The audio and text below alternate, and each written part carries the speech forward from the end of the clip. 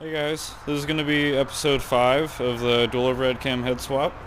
So we ended the last video with having started it, and it was running a little rough, and I hadn't figured out why, but we were pretty excited that we had it running at all, and the episode is already pretty long, so we went ahead and ended it. What it ended up being, and what me and my brother have been trying to figure out for the last month and a half is it was running on 2 cylinders. It was only running on cylinders 2 and 4, and it actually ran pretty smooth for only running on 2 cylinders because they're on opposing banks. But if you unplugged the fuel injectors for 1 and 2, it ran the exact same. So I rechecked all my wiring like 100 times. I contacted Rob, Rob from RobTune ECU, RobTune, the company who tunes the ECUs, the 20G ECUs, and he makes the converter box that converts the 4-channel ECU to a 2-channel for like a waste spark setup like this. So he makes a little box that converts that signal, and he told me to switch all the wires around and to see if it runs on the other 2 cylinders, because that would mean most likely it's the box that's the issue, and I did, and it did. I got it to run on cylinders 1 and 2 instead of 3 and 4. So I mailed the box back to him, and he tested it, and it tested good, and so he sent it back to me, and I put it back in and had the same issue, switched it again, had the same issue. I rewired everything for the coil pack again because, you know, as you guys know, we swapped on a Dodge Neon MSD coil pack, and we were testing fucking igniters. We swapped igniters, tested from the igniter to the ECU, tested from the igniter to the coil pack, and everything, and we just couldn't figure it out. And then luckily Rob has been super awesome about emailing me back with this. He's been emailing me basically like once a day. We have something like 25 emails going back and forth. And he's been helping me every step of the way and giving me ideas. And he finally just mailed me another converter box to see if that would fix it, even though he tested it himself twice and it tested good. And he's never seen one that he tested that ended up being bad and he didn't catch it, but he said it could be a first, and so he sent me another one, and we just now put it in and it runs great. So I got it running on all 4 cylinders again, and it ended up being that little box. So again, I'm just like super thankful that Rob was, you know, as active as he was. I mean, he already has my money. It's not like, you know, he doesn't have to help me, but he was like going out of his way to help me with this. So really appreciate it, and thanks to him. So now we're gonna start it up and let it run for a little bit, let it get warm, let it figure out its idle and everything. It still has the open downpipe on it, so it's real loud, but you'll get to see what it sounds like with all 4 cylinders instead of 2, and it sounds a lot better. And then hopefully we'll take it for a drive, and we'll still have to dial in the boost.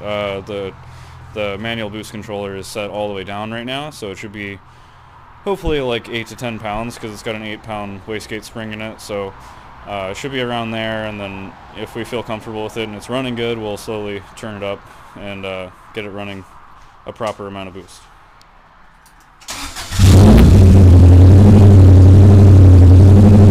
It sounds so much better.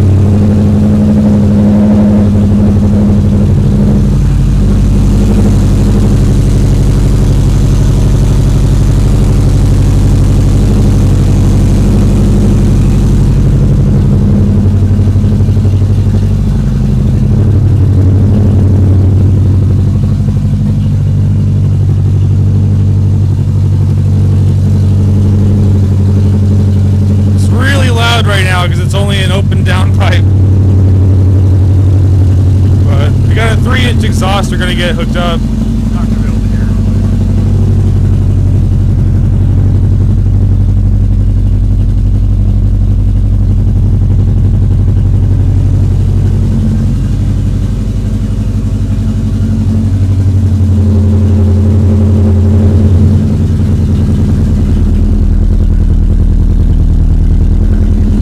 So it's finally in its open loop. I'm just warming up right now.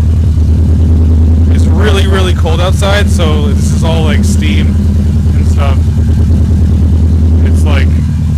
freezing right now, so that's why it seems like a lot.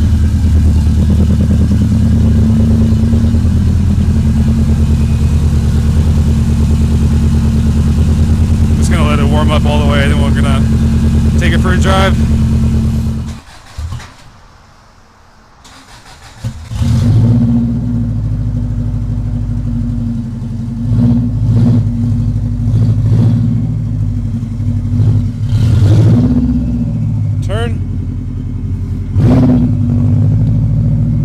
All the way.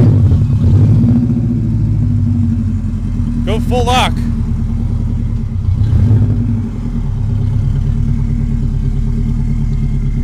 Alright, stop there, let me get in. Alrighty. Let's go straight back, you should be fine. Did you tell him? Yeah. So it's fine.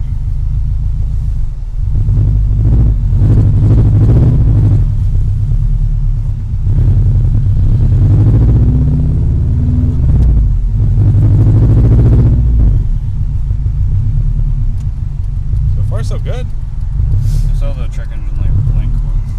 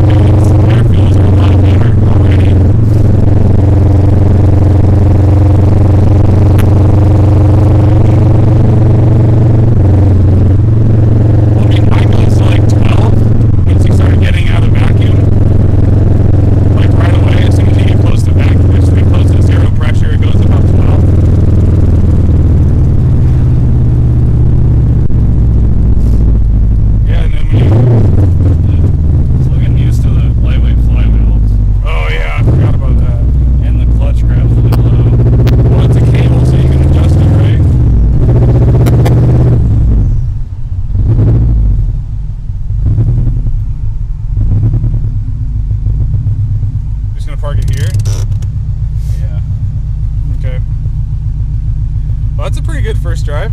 Yeah, successful. It's yeah, it's definitely, it's getting better. I did not. It's still a little rich. I did not go full throttle. I hit 15 pounds, so I got to figure out how much boost it's actually running. I think well, that's why I was kind of wanting to just leave the boost controller out of the mix for now, but you're definitely actually smell shit burning off of it. The car is still learning a lot. We got to adjust the boost controller. They're gonna go for another drive. Rachel wants to try it out, see what it's like. But it's running way too much boost right now, so you can't really go full throttle. And it's still really rich, so it's like learning.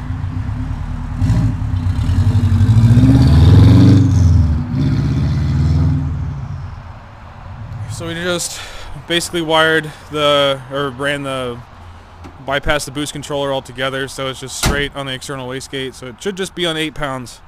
So that'll be safe for now. At least we can see what full throttle's like. You want to close your window this time so maybe it doesn't blow the damn audio out? Yeah, you're not going to be able to hear our voices anyway, but sorry. Yeah, sorry about the audio. It sucks, I know. Sorry about the video too, it's so dark. We'll get some video tomorrow when it's light. Damn seatbelt.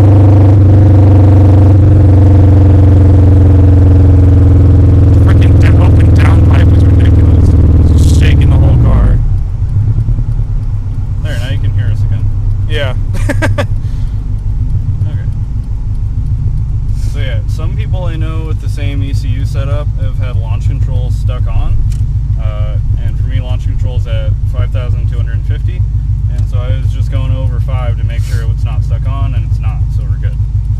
Because it is manual swapped, and figuring that stuff out is kind of sketchy, so I just gotta wait for people. So I can...